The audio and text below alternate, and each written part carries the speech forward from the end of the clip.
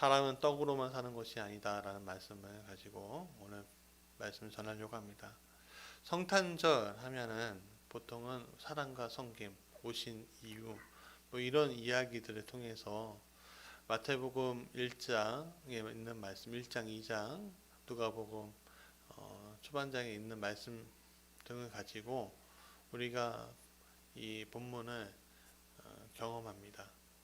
그러나 오늘 코로나19 상의 성탄절을 맞이하는 우리에게 그런 본문보다는 예수님이 이 땅에 오신 진정한 이유에 대해서 같이 좀 나누는 것이 좋을 것 같다는 마음을 주셔서 다음과 같이 정했습니다. 작년까지 성탄절은 시끌벅적했죠. 사람들은 성탄 이브에 모임을 갖고 가물을 지개고 쾌락을 타임믹했습니다. 예수님의 이름은 온데간데 없었죠. 그리스도인인 우리도 마찬가지입니다. 성탄 행사가 끝나면 우리도 똑같이 먹고 마시고 쇼핑하는데 시간을 보냈습니다. 그래서 저는 이번에 코로나19의 성탄이 더 거룩하고 아름다워질 수 있다는 생각이 들었습니다. 왜냐하면 코로나19로 인해서 많은 사람들이 성탄절에 다른 곳이 아닌 오직 성탄 자체에만 묵상할 수 있는 시간이 왔기 때문입니다. 비록 많은 수가 모이는 성탄 예배는 아니지만 온라인을 통해서 성탄의 의미가 더 전달될 수 있는 상황이 되었습니다. 그래서 오늘 예수님이 하나님의 아들이 되신 이유에 대한 이야기를 좀 하면서 오히려 더 좋은 말씀의 시간, 성령께서 역사하는 시간을 좀 경험하고자 합니다. 오늘 본문의 말씀의 시작은 예수님의 광야 40일 금식 속에서 마귀가 첫 번째 시험했던 장면입니다. 성경 기록하길 시험하는 자, 즉 마귀가 예수님에게 질문을 던졌다고 했습니다. 답을 요구하는 거였습니다. 내가 만일 하나님의 아들이거든 명하여 이 돌들로 떡덩이가 되게 하라. 이 말을 그냥 던진 거예요. 여기서 우리는 만일 무엇이거든 이라는 단어에 좀 주목할 필요가 있습니다. 만일이라는 게 뭐죠? 가정법이에요. 헬라 성경으로 A라고 쓰기도 하고요. 영어로 if를 씁니다. 이 접속사의 주된 기정은 가정을 하는 겁니다. 가정. 뭐뭐 하거든. 네. 그러니까 마귀는 너가 무엇이다 라고 얘기하지 않습니다. 너는 하나님의 아들이잖아 라고 단정지어서 얘기하지 않습니다. 뭐라고 합니까? 하나님의 아들이거든. 만일 하나님의 아들이거든. 이런 가정을 통해서 예수님을 시험합니다. if. 만일 뭐뭐이거든. 오늘 마귀는 우리 그리스도인에게 예수님과 똑같은 질문을 합니다. 만일 너가 하나님의 자녀이거든. 만일 너가 구원받았거든. 만일 너가 우리를 시험하죠. 오늘 여러분들에게 만일 너가 무엇이거든 이라는 질문을 받는다면 여러분들은 어떤 대답을 하시겠습니까? 우리는 이미 하나님의 자녀가 되었습니다. 구원받았습니다. 우리는 그리스도인입니다. 그런데 마귀는 만일이라는 단어를 던짐으로, 그러니까 모호성, 애매한 질문을 던짐으로 말미암아 우리를 시험의 자리에 서게끔 만듭니다. 왜 그럴까요? 우리가 모호하고 애매한 그 질문 속에서 확실한 대답을 못하게 만듦으로 말미암아 우리의 신앙에 대해서, 우리의 존재에 있어 우리의 자격됨에 대해서 질문을 던지게 만들려고 하는 것입니다. 질문하는 그 순간에 우리는 결국에 믿음의 문제의 모습이 차이가 생기는 겁니다. 본질적인 생각을 하게 되는 거죠.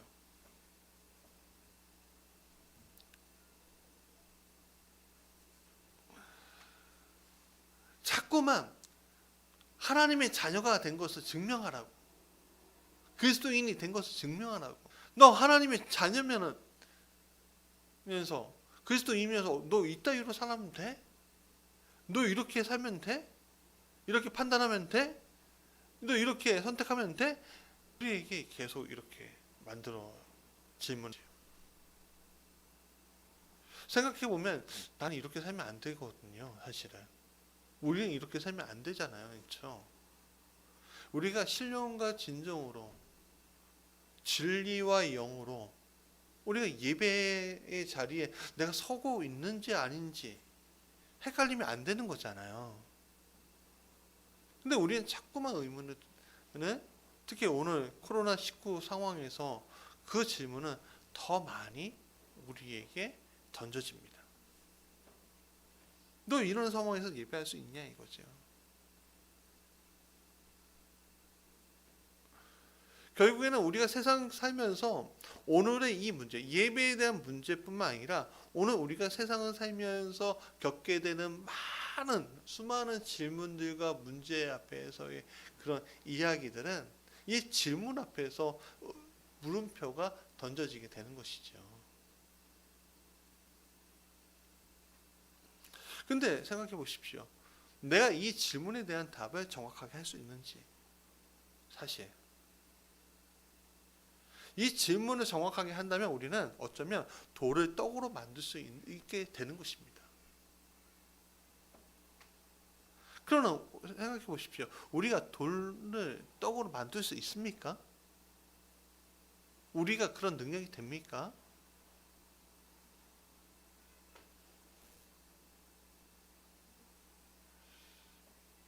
예수님은 그런 마귀의 공격에 대해서 그분의 신적인 능력을 쓰는 것을 포기하시고 오직 말씀으로 이 문제를 푸셨습니다. 예수님은 신명기 8장 3절의 말씀을 들어 대답하셨죠. 사람이 떡으로만 살 것이 아니요 하나님의 입으로 나오는 모든 말씀으로 살 것이다.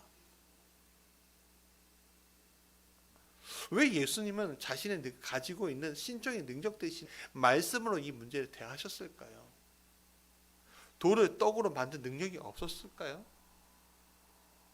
우리는 5병2어의 기적을 압니다. 7병2어의 기적을 압니다. 5,000명은 먹이시고 7,000명 먹이신 사건을 압니다. 예수님은 분명히 그런 능력이 있습니다. 돌을 떡으로 만들 수 있는 능력이 있으신 분입니다. 이 산을 던져서 저쪽으로 가게끔 하실 수 있는 능력이 있으신 분입니다. 근데 그것을 하지 않으셨습니다. 만약에 돌을 떡으로 만들었다면 어땠을까요? 마귀 앞에서. 그러면 예수님은 단번에 하나님의 아들이라고 마귀가 인정하지 않았을까요? 인정되지 않았을까요? 그리고 그냥 한 번에 보여줄 수도 있었을 텐데 말이죠. 근데 그것을 예수님은 선택하지 않으셨습니다. 자, 이것에 대한 좀 더 자세한 설명을 좀 하고자 합니다. 굉장히 중요한 이야기인데, 예수님이 이 땅에 오셨을 때 하나님의 아들이자 오셨죠. 신성과 인성 두 가지를 가지고 오셨습니다. 생각해 보십시오. 하나님 아버지가 이 땅에 예수님을 보내셨을 때 신성, 즉 신의 영역에 놓인 사람으로 이 땅에 보내신 것일까요? 아니면 인성, 즉 인간의 영역에 놓인 사람으로 이 땅에 보내신 것일까요? 이런 어떻게 생각하십니까? 만약 신의 영역으로 보내신 것이라 아버지는 굳이 예수님 자신의 아들을 인간의 육체를 통해서 오시게 할 필요가 없었습니다. 그냥 하늘에서 직접 말씀하시면 돼요. 마치 모세를 선택하신 것처럼 한 사람을 선택하면 되었을 문제였습니다. 그렇다면 답은 굳어집니다. 아버지 하나님은요, 말씀이신 예수님이 이 땅에 보내신 것은 인간의 영역에 놓인 사람으로 이 땅에 보내신 것입니다. 인간의 영역에 놓였다는 것은 내가 오늘 여기에서 무엇을 해야 하고 어떻게 살아야 하고 인생의 문제 앞에서 그 많은 수많은 질문에 대답을 해야 되고 인생의 희노애락을 함을 보게 되는 것입니다.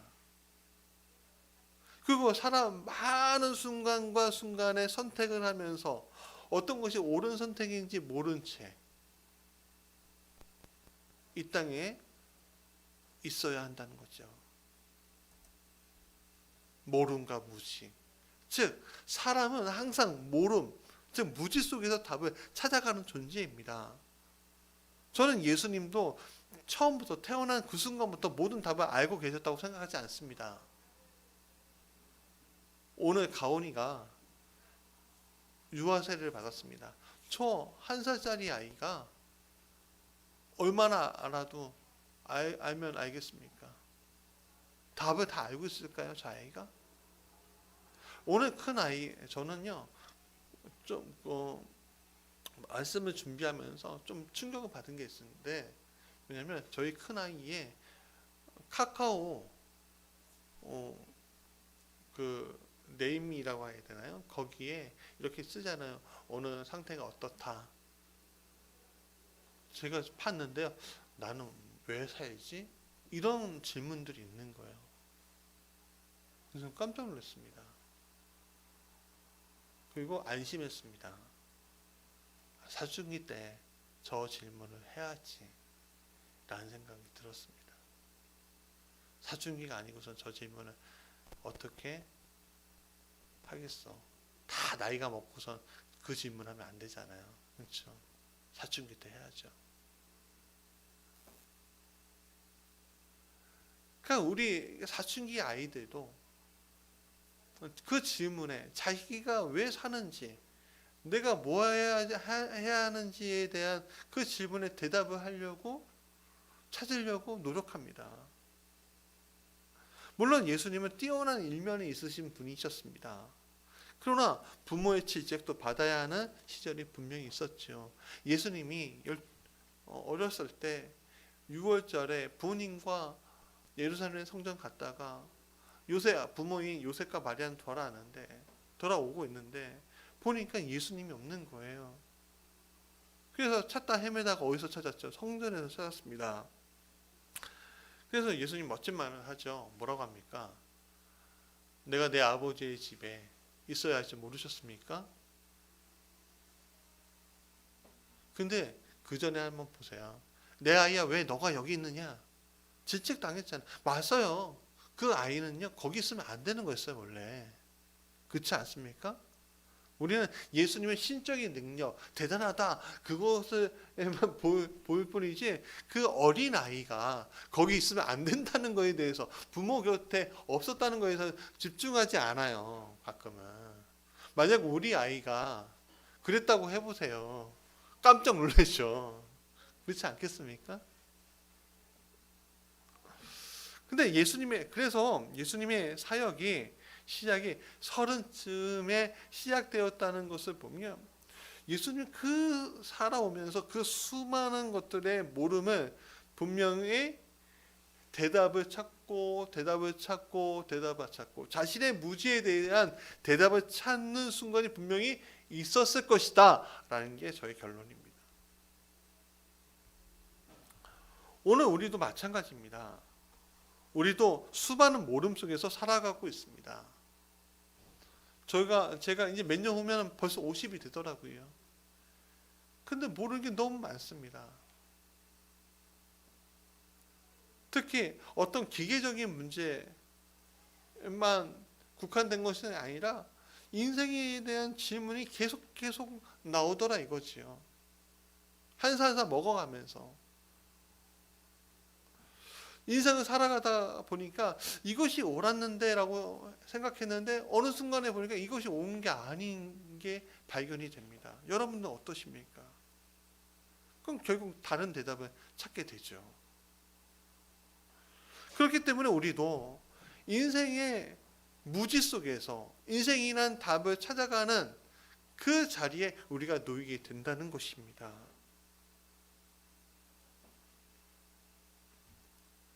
근데 왜 우리가 인생에 대한 대답을 찾기 위해서 이렇게 가고 있는 것일까요?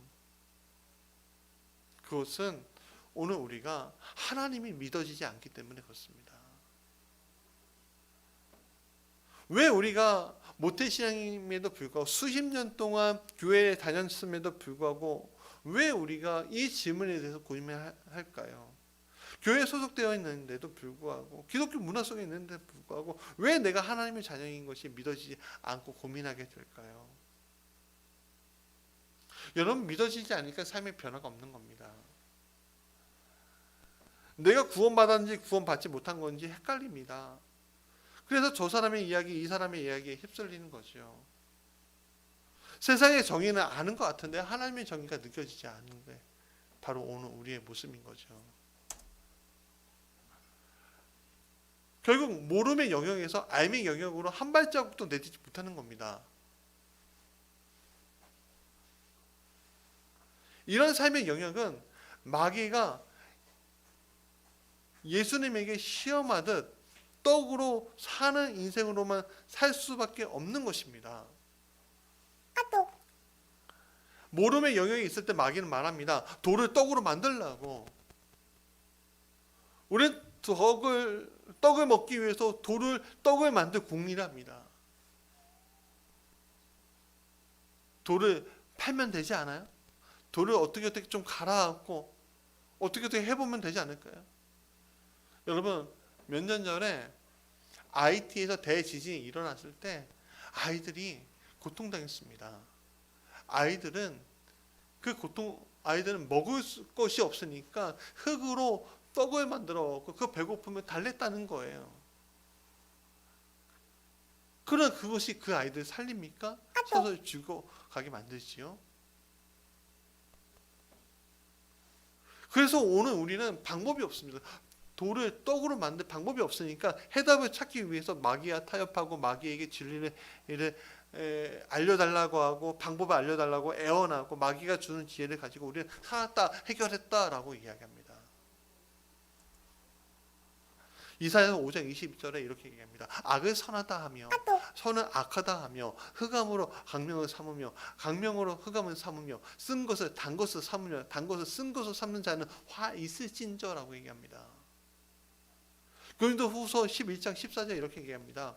이것은 이상한 일이 아니라 사단도 자기를 광명의 천사로 가장한다라고 얘기했습니다.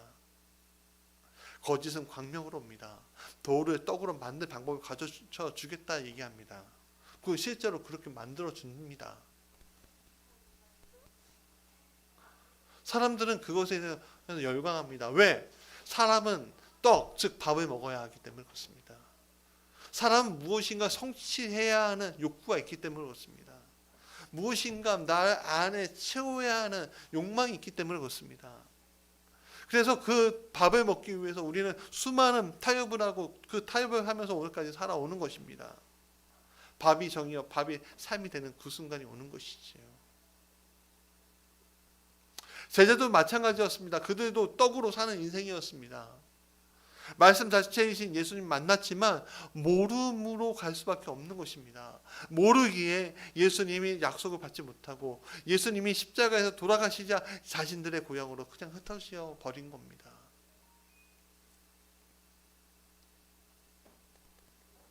그러나 예수님은 다르셨습니다. 예수님이 이런 모름이라는 단어를 성령을 통해서 확신으로 바꾸시면서 본격적으로 그분의 사역을 시작하셨습니다. 마태복음 3장 16절에 예수님께서 세례 받으시고 곧 물에서 올라오실새 하늘이 열리고 하나님의 성령이 비둘기같이 내려 자기 위에 임하심을 보시더니 그러면서 무엇이 시작했습니까? 예수님의 사역이 시작되셨습니다. 성령의 역사가 성령이 오신 그 다음부터는 강한 확신 속에서 자신이 하나님의 아들인 것을 알게 되는 그 순간 예수님은 놀라운 변화의 순간을 경험하게 되는 것입니다. 그것은 한 인간으로뿐만 아니라 하나님의 아들로서의 사역이 시작이 되는 그 순간이었습니다.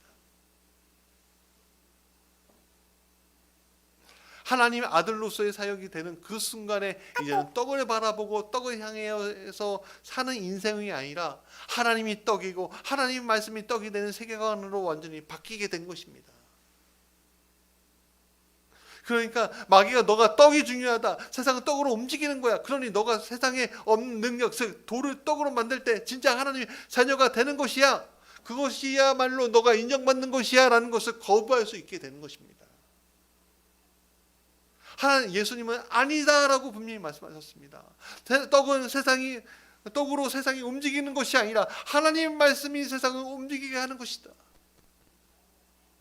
내가 하나님의 아들이 된 것은 내 능력이 아니라 하나님께서 그렇게 해 주셨기 때문이다 라고 선포하는 것입니다. 여러분이 왜 하나님의 자녀입니까? 여러분이 돌을 떡으로 만들 수 있기 때문에 하나님 자녀가 된 것이 아니라 하나님 자녀가 되었기 때문에 하나님 자녀인 겁니다. 여러분들이 그리스도인이기 때문에 하나님 그리스도인이 된 것입니다. 하나님이 그렇게 만들어 주셨기 때문에 그렇게 된 것입니다. 오늘 그것을 우리가 인정해야 한다는 겁니다. 그런데 왜 우리가 모름의 영역 속에 있는 겁니까? 왜 우리가 무지 속에 있는 겁니까? 그것은 우리 안에 성령을 받아들이지 못했기 때문에 그렇습니다. 예수님 오로 초림으로 오신 예수님을 내가 맞아들이는 게 중요하십니다. 하지만 그것을 인정하기 위해서는 우리 안에 무엇이 필요하냐? 바로 예수님과 같이 성령의 역사가 필요하다는 겁니다. 성령의 역사가 있을 때 강한 확신이 우리에게 들어오고 성령의 역사가 있을 때 강한 믿음이 우리에게 보여지게 되는 겁니다. 그때야 비로소 구유 안에 계신 예수님이 나의 구주가 되시고 앞으로 오실 그 예수님이 믿어지게 되는 것입니다. 자, 말씀의 결론입니다. 오늘 우리는 예수님이 이 땅에 오신 것에 대한 진정한 이유를 알기 위해서 먼저 해야 할 것이 바로 성령께서 내 안에 역사하는 것임을 보게 됩니다.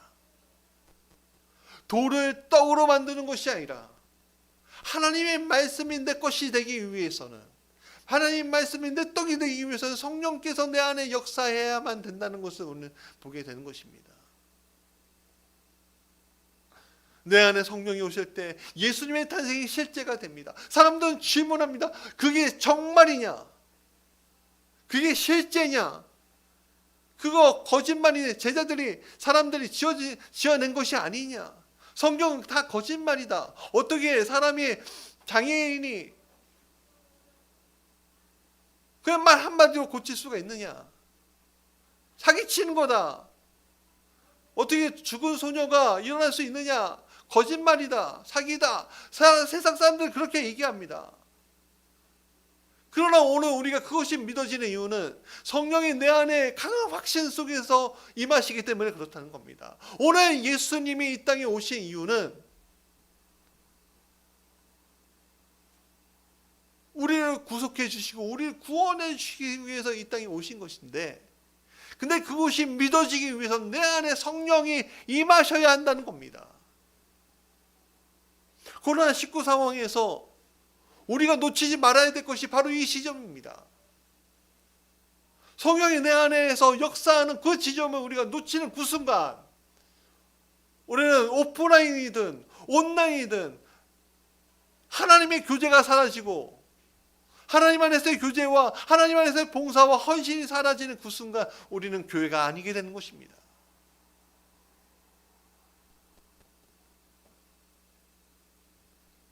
여러분, 그것은 떡으로 사는 인생입니다. 세상의 떡, 돌을 떡으로 만드는 인생입니다. 잘못된 인생입니다. 하나님을 인정하지 않는 인생입니다. 그 질문 앞에서 우리는 서 있는 겁니다. 모른다. 맞습니다. 우리는 모릅니다. 그러나 성령이 내 안에 임하시면 우리는 모름에서 알므로 바뀌는 것입니다. 그래서 사람은 떡으로만 사는 것이 아니라 하나님의 말씀으로 사는 인생이 되어야만 한다는 것입니다. 2000년 전에 예수님이 오셨습니다. 그분은 우리를 구속해 주셨습니다. 그러나 그것을 믿기 위해서는 성령이 필요합니다. 여러분, 성령을 경험하십시오. 성령만이 오늘 우리를 모름에서 알므로 이동시켜 주실 것입니다. 코로나19의 성탄절, 오늘 우리는 성령의 역사를 놓치고 있는 것은 아닙니까? 예수님의 탄생은 축하하지만 진정한 그 삶에 오신 의미는 놓친 채 내 마음 가운데 인정하지 않은 채 살아가는 것은 아닌지 고민하고 또 고민하고 그 안에서 그 고민이 만약에 여러분 안에 있다면 무릎 꿇고 회개하며 주가 주실 그 성령을 받아들이셔야만 하는 것입니다. 그것이 오늘 이 땅에 예수님이 여러분에게 오신 이유입니다. 기도하겠습니다. 사랑과 은혜가 충만하신 우리 주 하나님, 오늘 우리는 이렇게 부족합니다. 이렇게 연약합니다. 이렇게 모름으로 살아가고 있습니다. 그러나 주님, 모름으로 살아갈 때 사단은 말합니다. 돌을 떡으로 만들 수 있는 방법을 내가 가르쳐 주겠노라고. 많은 사람들이 그렇게 타협합니다. 그리고 성취하고 맞아 라고 말합니다. 그러나 우리는 그렇게 말할 수 없습니다. 돌을 떡으로 만들어도 그것은 진리가 아니기 때문에 그렇습니다.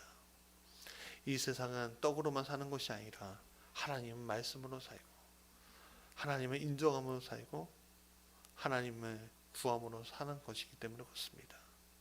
주님, 오늘 주님 내 안에 이 코로나19 상황에서 주님을 자꾸만 놓치고 살아가는 것은 아닌지 다시 한번 돌아봅니다. 주여, 내가 놓치고 있다면 주여, 우리가 모르고 있는 것이고 떡으로만 살아가고 있는 인생으로 바뀌어져 있는 것입니다. 그렇다면 주님, 회개합니다.